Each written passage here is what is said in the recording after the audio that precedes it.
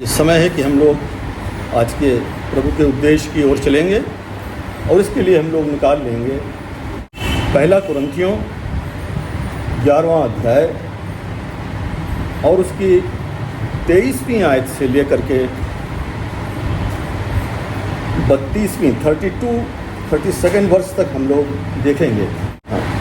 क्योंकि यह बात मुझे प्रभु से पहुंची और मैंने तुम्हें भी पहुंचा दी कि प्रभु यीशु ने जिस रात को पकड़वाया गया रोटी ली और धन्यवाद करके उसे तोड़ी और कहा कि यह मेरी देह है जो तुम्हारे लिए है, मेरे स्मरण के लिए यही किया।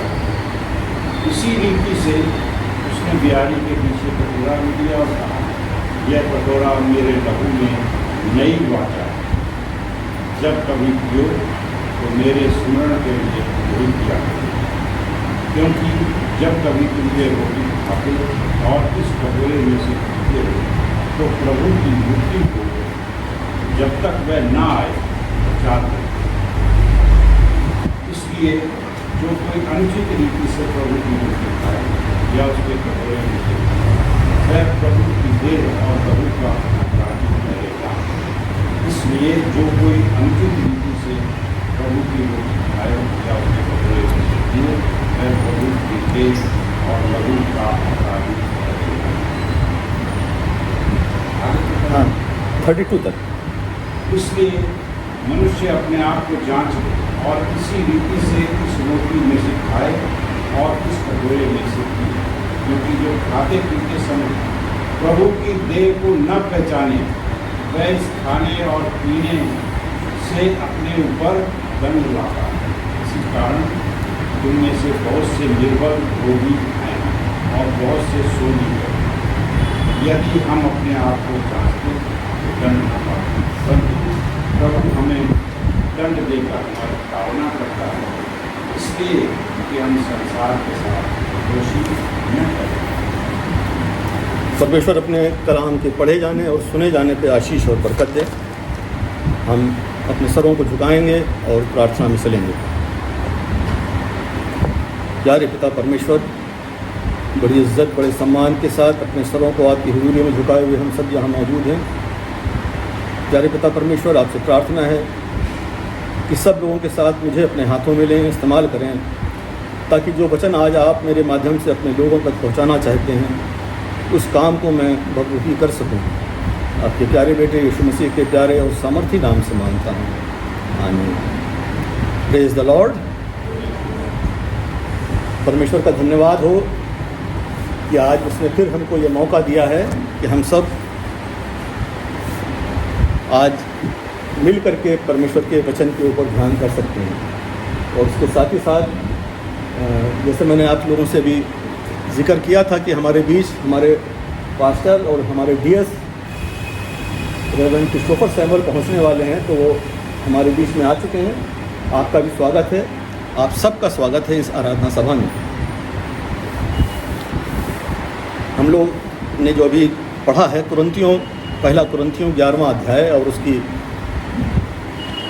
23वीं आयत से लेकर के और उसकी जो 32 वर्ष तक हम लोगों ने पढ़ा।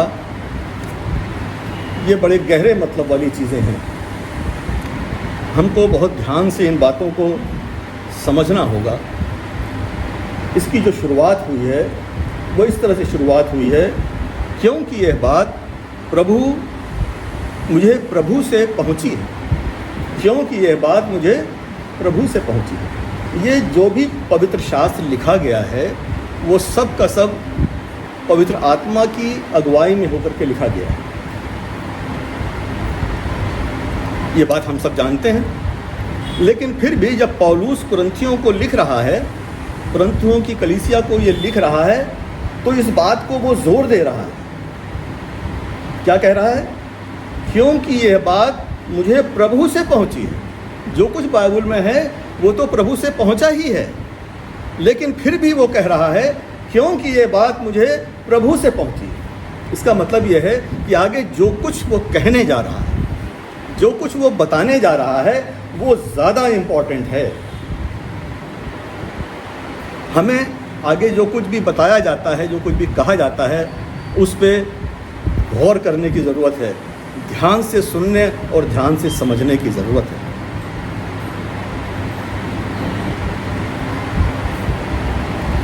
हम लोगों ने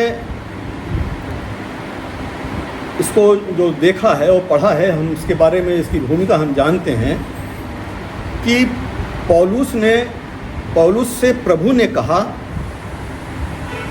कुछ बातें, और पौलुस ने उन बातों को करंथ की कलीसिया को लिखते हुए बताया।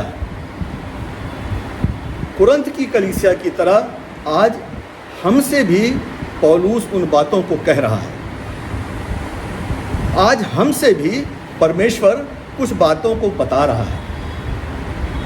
जैसे पुराने समय में बताया था, वैसे ही आज भी बता रहा है, और वो बताते हुए ये कह रहा है। क्या कह रहा है? पौलुस से परमेश्वर ये कह रहा है कि ये बता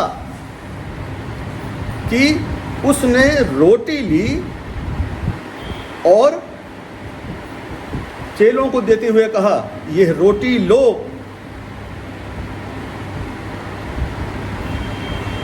हम जानते हैं कि प्रभु यीशु मसीह फसह के पर्व को मना रहे थे,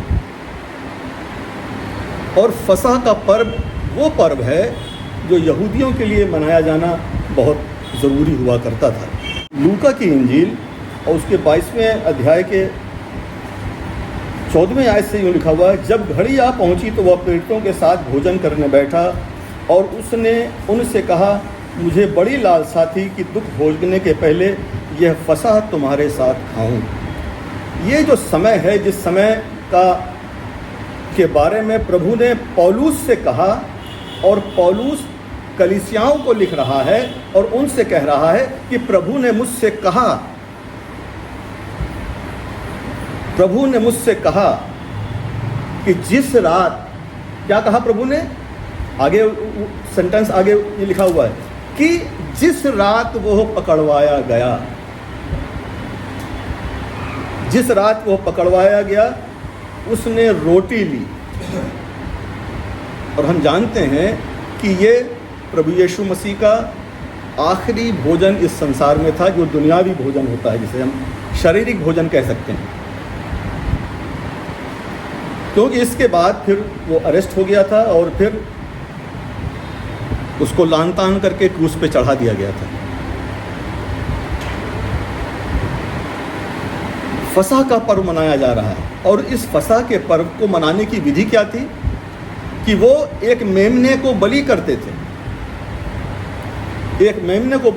थे।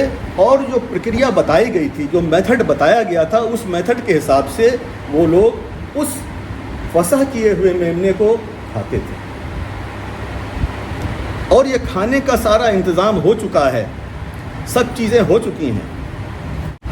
मरकुस की इंजील 14वां अध्याय 22वें आयत से लिखा हुआ है। मरकुस की इंजील 14th चैप्टर और वर्सेस फ्रॉम 22 यूँ लिखा हुआ है, जब वे खा ही रहे थे, उसने रोटी ली और आशीष मांग के तोड़ी और उन्हें दी और कहा, लो यह मेरी देह है। वो फसह खा रहे थे। फसह में क्या खा रहे थे? वही मेमना जो बलि किया गया था, उस मेमने को खा रहे थे वो। और उसी दौरान यीशु मसीह क्या करता है? रोटी तोड़ता है, और रोटी तोड़ करके अपने चेलों को देता है, कहता है, लो ये रोटी लो।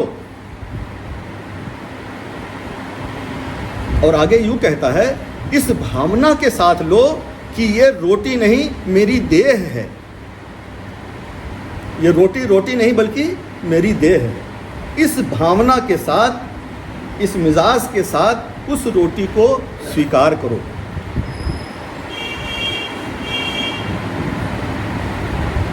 फसह का पर्व मनाया जा रहा है, मेमना वहाँ पे मौजूद है जिसको फसह किया गया है, फसह के लिए तैयार किया गया है। उस मेमने को, उसके किसी अंग को उठा के या उसके किसी चीज़ को उठा करके वो नहीं देता अपने चेलों को कि लो खाओ, ये मेरी देह है जो तुम्हारे लिए दी जाती है। क्योंकि हम जानते हैं कि प्रभु यीशु मसीह मेमने के रूप में बलिदान होने के लिए आया था। वो फसह का पर्व जो यहूदी मनाया करते थे, उसी परंपरा को पूरा करने के लिए वो इस संसार में आया था और मेमने के रूप में यहाँ बलिदान होना था। लेकिन उसने मेमने को उठा करके नहीं कहा कि लो खाओ, ये मेरा बदन है, बल्कि रोटी तोड़ता है और कहता है लो खाओ। ये इस बात का इंडिकेशन है कि उसके बाद से अब कोई मेमना बलि नहीं किया जाएगा। और इसीलिए हम लोग जो हैं अब बलिदान नहीं चढ़ाते, क्योंकि यीशु मसीह ने उस परंपरा को वहाँ पूरा कर दिया, वहाँ फुल स्टॉप लगा दिया कि अब कोई मेमना नहीं मारा जाएगा इंसानों की पापों की क्षमा के लिए। जो उसने कहा कि ये लो, ये रोटी लो, ये मेरी देह है जो तुम्हारे लिए तोड़ी जाती है। और इस बात को वो कह करके अपनी उस बात को पूरा कर रहा है जो उसने यूहन्ना की इंजील 6 अध्याय और 51वीं आयत में कही थी, जो हमारे बाइबल में लिखी हुई है। यूहन्ना की इंजील 6 अध्याय और 51वीं 51st वर्ष में लिखा हुआ है, जीवन की रोटी जो स्वर्ग से उतरी मैं हूँ। पहले उसने अपने आप को जीवन की रोटी बताया कि जीवन की रोटी जो स्वर्ग से उतरी वो मैं हूँ। यदि कोई इस रोटी में से खाए तो सर्वदा जीवित रहेगा, और जो रोटी मैं जगत के जीवन के लिए दूंगा वह मेरा मांस है।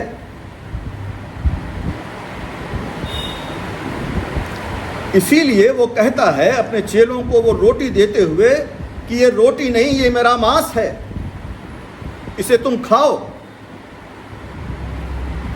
और इसी तरह से वो कटोरे को भी लेता है और दाखरस उनको देता है और कहता है लो इसको पियो, ये दाखरस नहीं मेरा लहू है जो तुम्हारे और बहुतों की गुनाहों की माफ़ी के वास्ते बहाया जाता है। यूहन्ना की इंजील 6 अध्याय और 53rd वर्ष, यहाँ लिखा हुआ है, यीशु ने उनसे कहा मैं तुमसे सच सच कहता हूँ। ये फसह के पर्व मनाए जाने के बहुत पहले की ये घटना है जो यूहन्ना की इंजील 6 अध्याय में लिखी हुई है। यीशु ने उनसे कहा मैं तुमसे सच सच कहता हूँ, सच नहीं, एक बार नहीं, अपनी बात को और एम्फसाइज करने के लिए, उस पर और प्रभाव डालने के लिए कि लोग उसको और ठीक से समझें और ठीक से सुने, उसने सच शब्द का 2 बार इस्तेमाल किया। मैं तुमसे सच सच कहता हूँ कि जब तक तुम मनुष्य के पुत्र का मांस ना खाओ और उसका लहू ना पियो, तुम में जीवन नहीं। और इसीलिए वो आया था,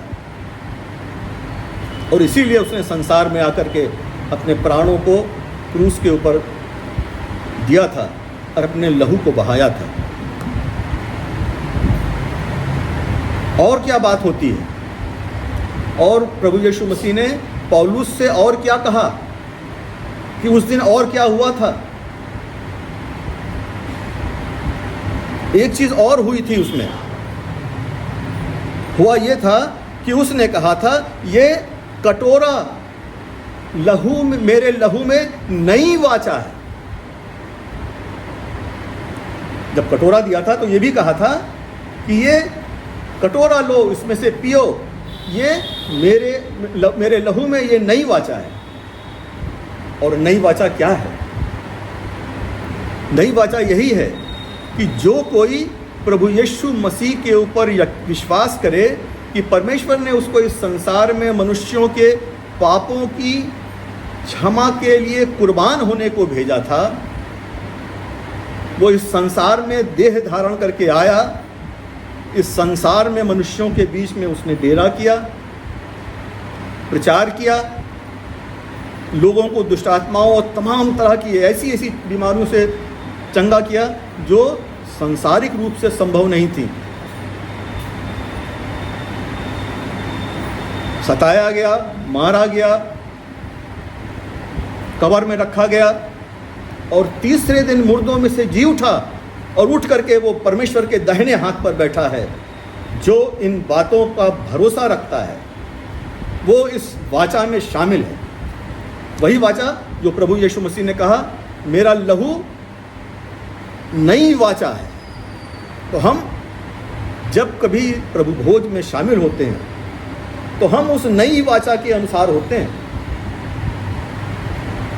पुरानी वाचा तो पुराने नियम में लिखी है, हम सब उसके बारे में जानते हैं। फिर आगे एक बात और उसमें कही, मेरे स्मरण के लिए यही किया करो। क्या किया करो? यही जो अभी हुआ, जो अभी किया उसने। और यही कारण है कि जो हमारी प्रारंभिक कलीसिया थी, पहली शताब्दी की जो कलीसिया थी, वो घर घर जा कर के प्रार्थना सभाएं करते थे, रोटी तोड़ते थे और संगति रखते थे।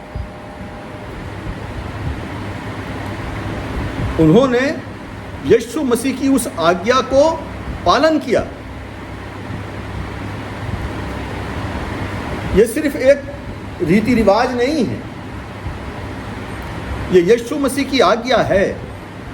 अगर हम मसीही हैं और उस वाचा के अंदर अपने आप को लाना चाहते हैं कि हमारे भी पाप यीशु मसीह के बलिदान होने के कारण माफ किए जाएं, तो हम भी इस बात के ऊपर भरोसा रखते हैं। और यही वजह तो है कि हम मसीही हैं। और अगर हम मसीही ना होते तो आज हम यहाँ बैठे क्यों होते इस चर्च में? तो हम जब भी बाकशा को लेते हैं, तो रोटी खाते हैं, तो हमारे मन में ये भाव होना चाहिए कि ये रोटी रोटी नहीं बल्कि परमेश्वर की देह है। जब हम रस को पीते हैं तो ये रस नहीं, ये प्रभु यीशु मसीह का लहू है। अगर हम प्रभु यीशु मसीह से प्रेम करते हैं, हम ये मानते हैं कि प्रभु यीशु मसीह हमारे पापों के कारण उसका शरीर छलनी किया गया, उसका लहू बहाया गया, तो फिर हम क्या करेंगे? हम उसकी आज्ञा का भी पालन करेंगे। आज्ञा का पालन कौन करता है? कौन आज्ञा का पालन करेगा? आज्ञा का पालन वही करेगा जिसने प्रभु के प्रेम को समझा कि उसका प्रेम कितना महान है कि वो स्वर्ग छोड़ करके इस संसार में मनुष्यों के बीच, हम लोगों के बीच में आया, उसने डेरा किया। वही इस प्रेम को समझ पाएगा, परमेश्वर के प्रेम को। और जो परमेश्वर के प्रेम को समझ पाएगा तभी वो स्वयं भी परमेश्वर से प्रेम कर पाएगा। क्योंकि ये प्रेम एक तरफा नहीं है। ये वाचा जो है एक तरफा नहीं है कि परमेश्वर ने तो हमसे प्रेम किया, अपने प्राण दिए आकर के, और हम उससे प्रेम ना करें तो हम उस वाचा के अंदर हम कवर नहीं हो पाते। उस वाचा के अंदर हमारे लिए उद्धार का मार्ग नहीं रह जाता, उद्धार का जगह नहीं रह जाती। और इन्हीं सब बातों को मानते हुए हमें इस होली सैक्रामेंट को लेना होता है। आगे देखिए 26वीं आयत में, जो कुरिन्थियों की पहली कुरिन्थियों 11वां अध्याय और उसकी 26वीं आयत में देखिए क्या लिखा हुआ है। वहाँ पे ये लिखा हुआ है, क्योंकि जब कभी तुम यह रोटी खाते और उस कटोरे में से पीते हो तो प्रभु की मृत्यु का प्रचार करते हो। जब कभी तुम होली कम्युनियन लेते हो, जब कभी तुम होली कम्युनियन लेते हो तो प्रभु की मृत्यु का प्रचार करते हो। हम लोगों को होली कम्युनियन की विधि पता है कैसे अदा की जाती है। अभी जब होली कम्युनियन होगी तो आप लोग यहाँ आएंगे, होली कम्युनियन लेंगे और वापस जाकर के अपने अपने सीट पे बैठ जाएंगे। तो ये होली कम्युनियन लेते समय आप किसको प्रचार कर रहे हैं, कैसे प्रचार कर रहे हैं? क्या कुछ बात समझ में आती है? यहाँ आकर के होली कम्युनियन ले लेना और जाके सीट पे बैठ जाना, क्या ये वचन को पूरा करता है? प्रक्रिया तो बस इतनी ही है। इसका अर्थ ये है, इसका मतलब ये है कि जब हम होली कम्युनियन लेने आते हैं तो हम प्रचार करते हैं किसको? अपने आप को प्रचार करते हैं। अपने आप को प्रचार करते हैं, अपने आप को बताते हैं कि प्रभु यीशु मसीह जो हमारे कारण इस संसार में आया और मारा गया, ये रोटी रोटी नहीं बल्कि उसका देह है जिसे हम खाने जा रहे हैं। जब रस को पीते हैं तो अपने आप को प्रचार करते हैं कि वो परमेश्वर जिसने सृष्टि की, इस संसार की सृष्टि की, हम सब की सृष्टि की, हमको पापों में पड़े हुए देखकर भी वो हमसे लज्जित नहीं हुआ, उसने हमसे मुंह नहीं फेरा। जब हम पापों में पड़े हुए थे उसी समय उसने हमसे प्रेम किया। ऐसा नहीं कि जब हम सुधर गए थे तब उसने प्रेम किया। हम पापों में पड़े हुए थे उस समय उसने हमसे प्रेम किया और अपने इकलौते बेटे को भेजा इस संसार में। हमको ये बात अपने आप को प्रचार करनी है, अपने आप को बताना है, अपने से कहना है। और जब इन बातों को कह करके, समझ करके, अपने आप को प्रचार करके हम होली कम्युनियन को लेते हैं, तब वो होली कम्युनियन हम उचित रीति से लेते हैं। आगे देखिए लिखा हुआ है 27वीं आयत से लिखा हुआ है, इसलिए जो कोई अनुचित रीति से प्रभु की रोटी खाए या उसके कटोरे में से पिए वह प्रभु की देह और लहू का अपराधी ठहरेगा। कौन अपराधी ठहरेगा? वही अपराधी ठहरेगा जो अनुचित रीति से प्रभु की देह को खाता है और उसके लहू को पीता है।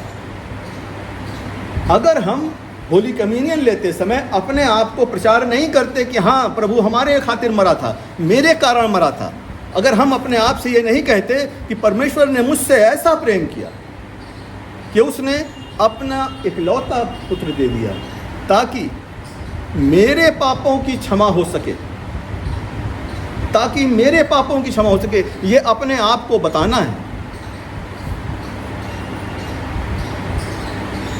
ऐसे ही हल्के में उठ करके आ करके होली कम्युनियन ले करके चले नहीं जाना है। अगर हम अपने आप को नहीं बताते, अगर हम अपने आप को प्रचार नहीं करते, दूसरे को बताने से पहले ज़रूरी होता है कि हम अपने आप को ठीक से बताएं। हमको ठीक से पता होना चाहिए। कोई टीचर जब पढ़ाने जाता है तो ऐसे ही नहीं चला जाता, ऐसे ही नहीं पढ़ा पाता। वो फिर पढ़ाने वाले को जो पढ़ा रहा है उसके बारे में ठीक से नॉलेज होना चाहिए, उसको सब बातें ठीक से पता होनी चाहिए, तभी वो ठीक से बता पाएगा। इसीलिए जब हम प्रभु की देह को लेते हैं, उसके लहू को पीते हैं, तो हम परमेश्वर का प्रचार करते हैं। सबसे पहले अपने आप से, अपने आप को। एक और बहुत महत्वपूर्ण बात मैं आप लोगों के साथ शेयर करना चाहता हूँ, और वो महत्वपूर्ण बात ये है कि बहुत से लोग ऐसा सोचते हैं कि मैं तो बहुत पापी हूँ, मैंने बहुत से पाप किए हैं, मेरा पुराना जीवन ऐसा ऐसा ख़राब रहा है, कोई नहीं जानता, मैं जानता हूँ। अपने आप को सोचते हैं, कहते हैं कि जब मैं इस कदर बुराइयों में रहा हूँ, मैंने इतने गलत काम किए हैं, तो मैं इस लायक नहीं कि मैं जा कर के होली कम्युनियन को ले सकूं या पाक अशा को ले सकूं। ये भाव हमारे दिलों में, हमारे मन में नहीं होना चाहिए अगर हम मसीही हैं तो। क्यों? प्रभु यीशु मसीह किसके लिए आया था? पापियों के लिए ही तो आया था। और अगर हमने पाप किए हैं, हमको ऐसा लगता है कि हम इस लायक नहीं, और जिस क्षण हमारे मन में ये बात आती है कि हम इस लायक नहीं, उसी क्षण हम उस लायक हो जाते हैं। उसी क्षण हम इस लायक हो जाते हैं कि हम प्रभु की देह को खा सकें और उसको लहू को पी सकें। ऐसा मैं क्यों कह रहा हूँ? ऐसा इसलिए कह रहा हूँ कि जिस घड़ी ये सोचा कि हम तो इस लायक नहीं, इसका मतलब उसी घड़ी उसने अपने उन गलत कामों के प्रति पश्चाताप किया, उसको पछतावा हुआ है। जब पछतावा हुआ तभी तो यह भाव मन में आया है कि मैं तो इस लायक नहीं कि प्रभु की मेज पर जाऊं।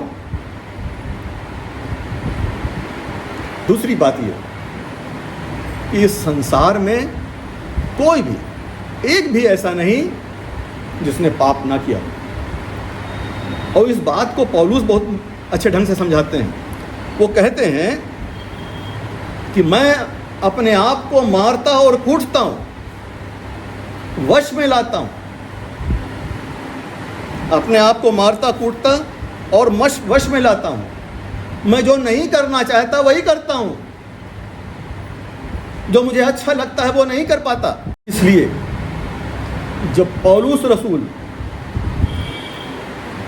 जिनकी लिखी हुई पत्रियां हमारे बाइबल का भाग हैं, पार्ट हैं, वो कहते हैं कि मैं अपने पे काबू नहीं रख पाता, जो नहीं करना चाहता उसको करता हूँ, जो अच्छा है वो नहीं कर पाता, बुरा करता हूँ मैं। तो आज हम जो मनुष्य हैं, जो पौलुस रसूल के दर्जे से बहुत नीचे हैं, हम कैसे एक बात सोच सकते हैं कि हम तो इस लायक नहीं। और फिर परमेश्वर यीशु मसीह इस संसार में पापियों के लिए ही आया था, वो हमारे और आपके लिए ही आया था।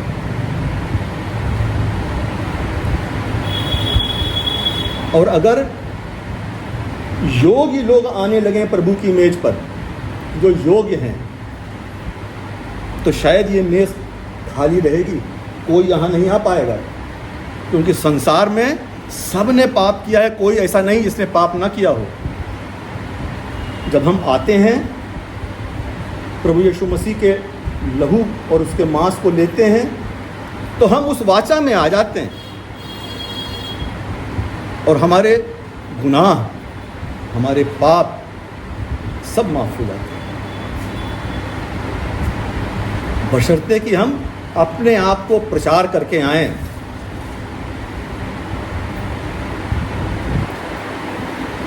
और ये जो प्रभु की देह है, जो प्रभु का लहू है, ये बहुत सामर्थी है।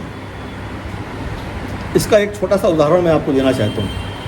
मरकुस की इंजील 7वां अध्याय और उसकी 24 से लेकर 30वीं आयत तक में एक घटना का जिक्र है। और वो घटना का जिक्र ये है कि एक सुरूफिनी जाति की एक महिला थी और उसकी बेटी को दुष्टात्मा ने पकड़ा हुआ था। मरकुस की इंजील 7वां अध्याय और उसकी 24 से 30वीं आयत तक ये जिक्र है। और वो प्रभु यीशु मसीह के पास जाती है और उससे कहती है कि मेरी बेटी को दुष्टात्मा बहुत सताता है। तो यीशु मसीह उसको क्या जवाब देते हैं? हम आज उसको पढ़ेंगे तो कैसा लगता है? क्या जवाब देते हैं? किसी ने निकाला है क्या? वो जवाब देता है कि बच्चों की रोटी लेके कुत्तों के आगे डालना उचित नहीं है। वो सुरूफनी जाति की महिला से वो क्या कहता है? बच्चों की रोटी लेकर के कुत्तों के आगे डालना उचित नहीं है। बस बैठ जाइए। ये जो रोटी है ये क्या है? वो क्यों रोटी का जिक्र कर रहा है उस महिला से? क्योंकि जो पुरानी वाचा थी, उस पुरानी वाचा के अंदर ये सुरूफनी जाति जो यहूदी नहीं थी, जिसके यहाँ खतना नहीं हुआ था, जो अब्राहम की वंशज नहीं थी, वो उस पुरानी वाचा के अंदर कवर नहीं होती थी। जो परमेश्वर की पुरानी वाचा थी उसके वो बाहर थी। और वो यीशु मसीह उससे कहता है कुछ बच्चों की रोटी, मतलब जो परमेश्वर के लोग हैं, जो परमेश्वर के जन हैं, वो यहूदी, वो इस्राएली कौम जिसको परमेश्वर ने चुना है, ये सारी चीज़ें जो हैं, ये रोटी जो है ये उनके लिए है। और जब वो ऐसा कह देता है तो वो महिला क्या जवाब देती है? कुत्ते भी वो चूर चार खाते हैं जो मालिक की मेज पर से गिरता है। परमेश्वर की देह यीशु मसीह की देह रोटी का रूप है। और उस चूरचार का करिश्मा हम जानते हैं कि क्या हुआ था। ऐसा नहीं कि वो चूरचार उठा के लेके गई थी और बेटी को खिलाया था। उस चूरचार को ग्रहण कर लिया उसने, उस महिला ने अपनी बेटी के लिए, फिजिकली नहीं, आत्मिक रूप से ग्रहण कर लिया उसको। और उस आत्मिक रूप से ग्रहण करने पर क्या होता है, यीशु मसीह उससे कहते हैं, जा तेरी बेटी चंगी हो गई। और जब वो घर जाके देखती है तो पाती है कि उसकी बेटी चंगी हो गई। जिस तरह से उस महिला ने प्रभु यीशु मसीह के चूरचार को, उसने रोटी के चूरचार को ग्रहण किया। आज हम जब प्रभु की इस मेज पर आते हैं और हम प्रभु की देह को लेते हैं, सिंबॉलिक रूप से जब हम उसकी देह को लेते हैं, तो ये अगर हम अनुचित रीत से नहीं लेते तो ये प्रभु की रोटी, प्रभु की देह, प्रभु का लहू हमारे जीवनों में कमाल कर सकता है। हमारी तमाम परेशानियों, समस्याओं, बीमारियों को ये दूर कर सकता है। हमको अनुचित रीत से नहीं लेने। और उचित रीत क्या है, हम अपने आप को प्रचार करें कि यीशु मसीह हमारे पापों के कारण मारा गया। हम पापी हैं। अगर हमने ये सोच लिया कि हम पापी हैं और ये हमारे कारण मारा गया, तो यही उचित रीति है। और इस भावना के साथ जब हम आते हैं तो हमारी तमाम समस्याएं, परेशानियां सब दूर हो जाती हैं। तो आज जब अभी होली कम्युनियन होगी तो आप सबसे ये निवेदन है कि हम सब इसी भावना के साथ यहाँ आएंगे। अगर हम पापी हैं, बहुत बड़े पापी हैं, कोई बात नहीं, हमने ये स्वीकार कर लिया ना कि हम पापी हैं। अगर हमने ये स्वीकार कर लिया कि हम पापी हैं, पछतावा हो गया। और यही परमेश्वर चाहता है। आइए हम प्रार्थना करेंगे।